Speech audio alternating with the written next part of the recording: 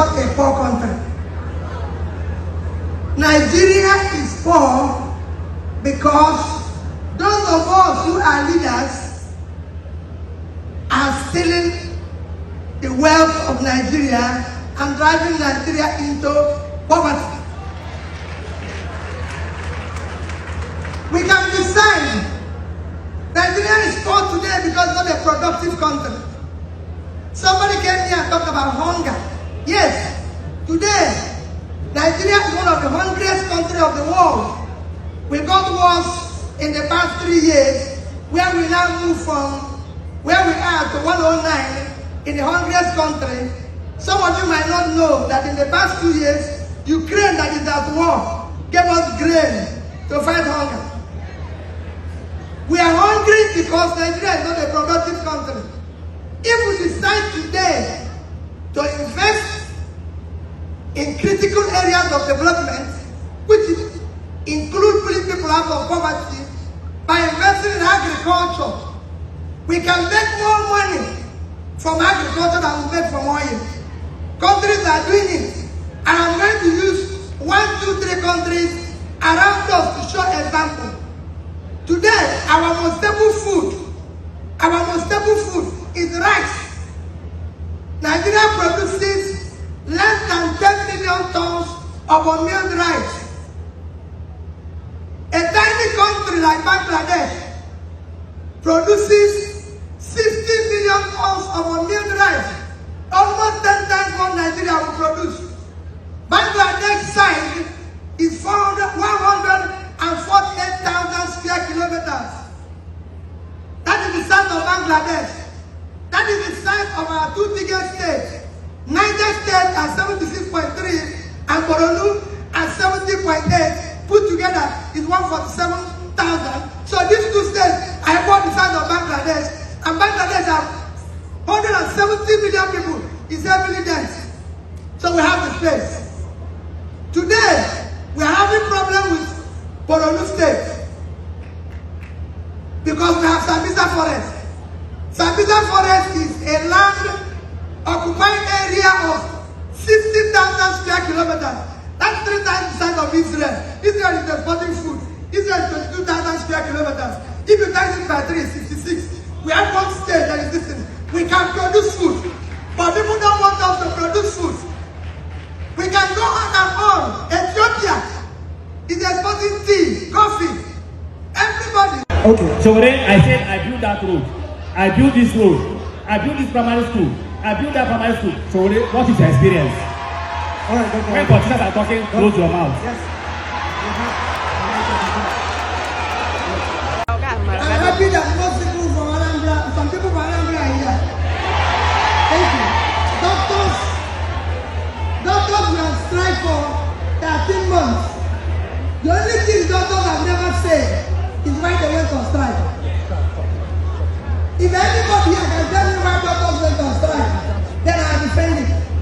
When I became governor, there was no single school of nursing accredited in Anambra State. Our university did not have a teaching hospital. Our hospitals were not accredited. And I decided after several months to deal with our doctors. When I put money in the other hospitals, they transferred to somewhere else.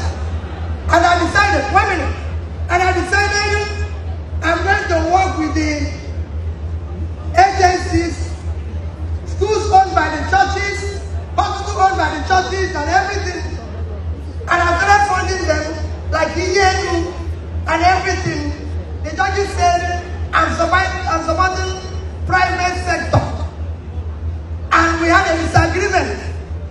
If the doctors were very effective, in 13 months, there was no mass death. That means something is missing. Because after 13 months, we are still alive. Okay. And they were strike. Today, go to Anambra State. We have the highest number of schools of nursing, midwifery, and any other state. We have 3 teaching hospitals. 3 teaching hospitals from our own university teaching hospital to ENU, to Boromio, that teaching hospital today. Because of that decision I took. So it's very simple. If I get into government, Okay. If annoying them means that we will do well, okay, we will do that. Thank you very much. Thank you. Government that are allowing the rascality to continue. Otherwise, we have law. And nobody is above the law anywhere. Otherwise, let them person who is stronger than government even go to here and do it. They will arrest him. But they are here causing confusion. The question of ethnicity, we don't have ethnic or religious problem. It is politicians that are dividing us. Not try buy bread cheaper. Not try buy food cheaper. It's politicians that are dividing us. Because we don't want to be divided. And finally, all is fair in politics. Yes, all is fair in politics. Because when people have broken the rules and everything, today in Nigeria, we have a situation where we are saying, what is our qualification to be president? None of you know. What is qualification to be president of Nigeria government?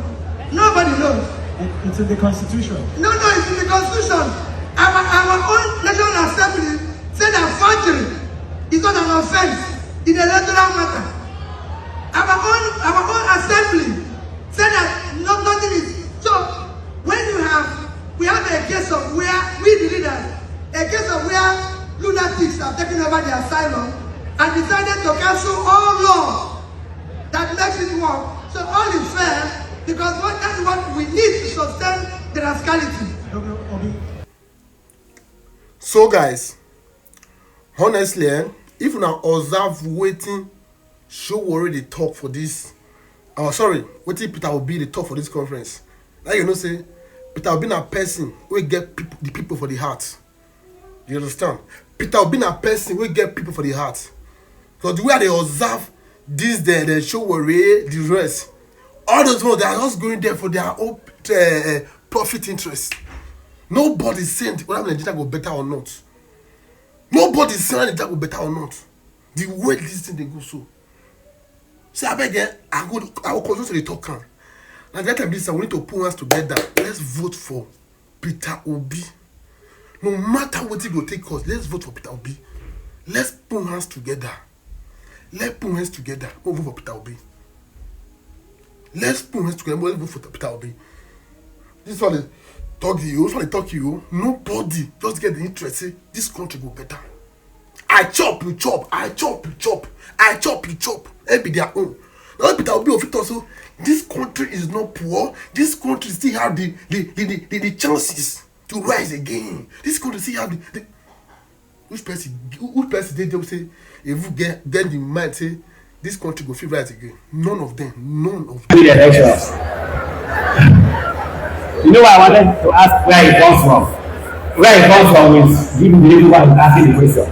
But again, among the opposition, the Amaechi ticket appears to be the brightest. If you look in this hall, I'm the politician. You either the result or waiting for hot cases. I'm the politician. I've been a politician since the age of 22. I'm 61 today. So imagine 40 something years ago. Now, to him, we are working hard. We need him on board to ensure that Amaechi ticket wins the election. Now, I would like to answer the guy who asked about all the fair in politics. I think it was Zeno. What the president has done is that he has declared war against Nigerians. He says all is fair in politics. And I agree with him. All is fair in Nigerian politics. We will not come to court. Don't bother your head. Don't bother yourself.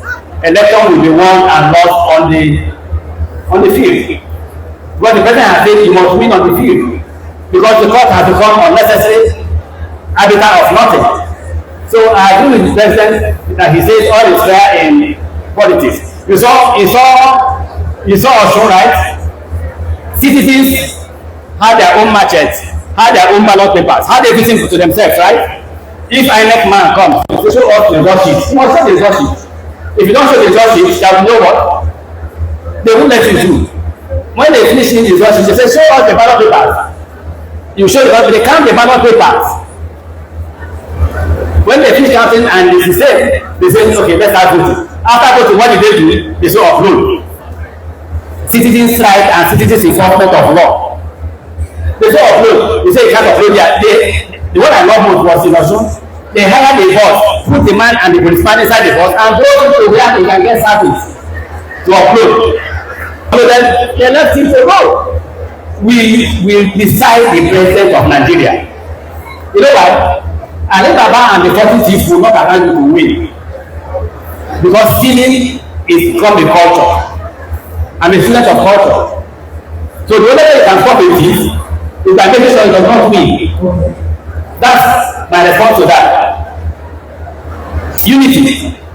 Check the ticket. Atiku and I are the only destabilized Nigerians on the ticket. Check me. Check on my appointment. When I was Minister for Transport, I had Mamora as head of the agency. I had George Mohammed as head of agency.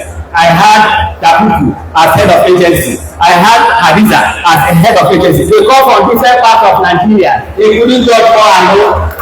I am not presenting people. I won't appoint anybody from the state. Neither will I appoint anybody from the north. Vote for us. Of all the laws, they shall be nominated by the Minister for Transport. That's what the law. Section 1 of the MPA law says the Minister for Transport will nominate, and I nominated Hadiza. Go and ask her. And when I said I was tired that she was not doing what I wanted her to do to get MPA to do, I removed that. I wanted the president.